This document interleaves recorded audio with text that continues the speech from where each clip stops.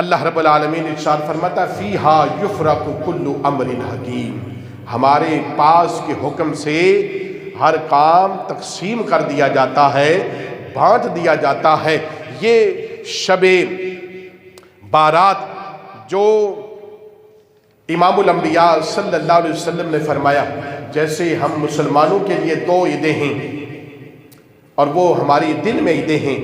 فرشتوں کے لیے اللہ نے 2 عیدیں مقرر فرمائی اور وہ رات میں مقرر فرمائی،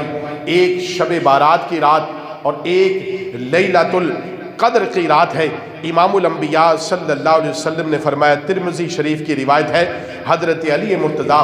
شیر خدا رضی اللہ تعالی سے روایت ہے، آپ کہتے ہیں کہ رسول اللہ صلی اللہ تعالی علیہ وسلم نے ارشاد فرمایا، جب 15 شعبان کی رات ہو تو اس رات کو اللہ کی عبادت کرو اور اس کے دن میں روزہ رکھو۔ جب سورج غروب ہوتا ہے اس وقت اللہ رب العالمین اپنی شان کے مطابق آسمان دنیا پر نزول فرماتا ہے اور اعلان فرماتا ہے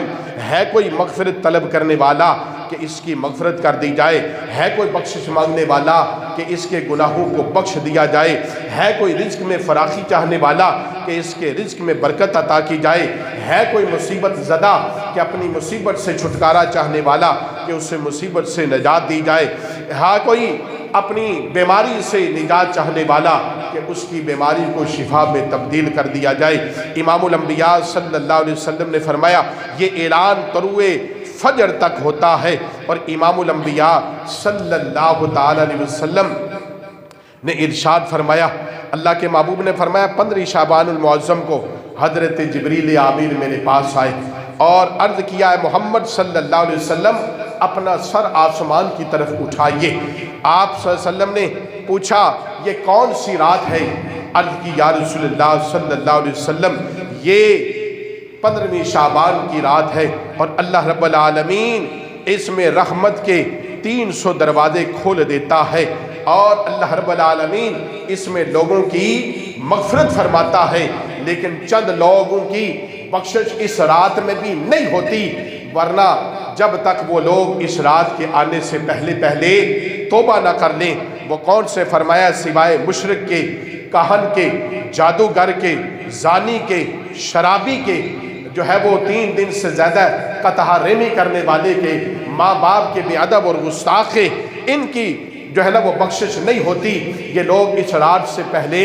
اللہ سے معافی مانگ لیں تو رب ذوالجلال بخشنہار ہے، وہ بخشنے والا ہے، وہ اللہ سے معافی چاہیں تو اللہ رب العالمین بخش دیتا ہے اور معاف فرما دیتا ہے۔ حضرت ام عائشہ صدیقہ رضی اللہ تعالی عنہا سے روایت ہے، آپ کہتی ہیں کہ ایک رات امام الانبیاء صلی اللہ علیہ وسلم میرے پاس تشریف لائے، رات کا آخری پہر تھا، امام الانبیاء صلی اللہ علیہ وسلم واپس تشریف لے گئے، میں آپ کو تلاش کرنے نکلی تو میں نے دیکھا کہ آپ جنت البقیع قبرستان مبارک میں موجود ہیں اور آپ اپنا سر انور آسمان کی طرف بلند کیے ہوئے ہیں۔ میں نے قریب پہنچ کر پوچھا یا رسول اللہ صلی اللہ علیہ وسلم کیا کر رہے ہیں؟ میرے نہیں اے عائشہ یہ آج 15ویں شعبان کی رات ہے، یہ آسمان کے دروازے کھلے ہیں اور اللہ کی رحمت برس رہی ہے اور رب ذوالجلال آج کی رات بنی قلب کی بکریوں سے بالوں سے کہیں زیادہ بندوں کی بخشش اور مغفرت فرما دیتا ہے۔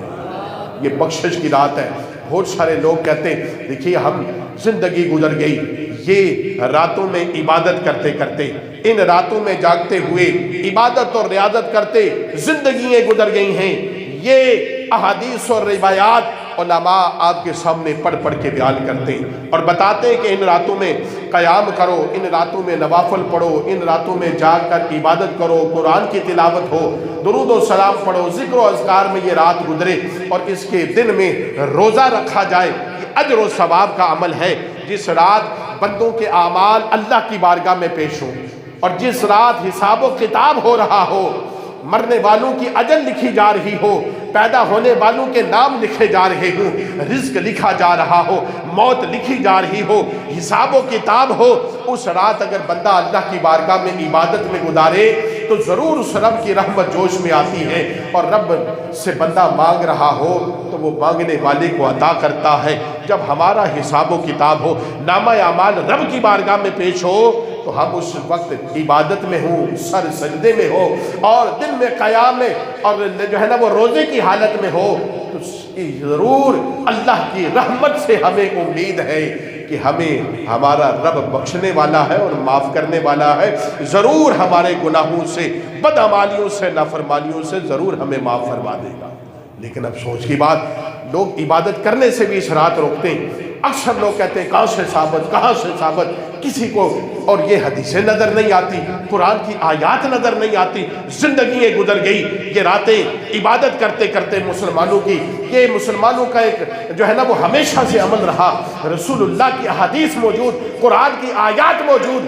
بڑی افسوس کی بات، آج لوگوں کو نہ حدیث نظر آتی ہے نہ قرآن کی آیات نظر آتی ہے، کہتے ہیں کہاں سے لکھا، کہاں ثابت، کہاں سے لکھا، یہ احادیث پاک میں۔ لہذا عبادت کرنے سے کسی کو نہ روکا جائے۔ اگر کوئی شخص اس رات آ کر نماز پڑھ لے، قرآن پڑھ لے، تو میرا آپ کا کیا جائے گا؟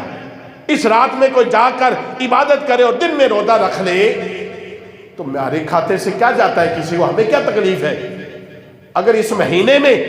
شعبان کے مہینے میں امام الانبیاء صلی اللہ علیہ وسلم کثرت سے روزے رکھتے، قیام اللیل فرماتے، اگر اس مہینے میں کوئی کثرت سے روزے رکھ لے، نمازیں پڑھ لے اور وہ جو ہے وہ روزے رکھ لے،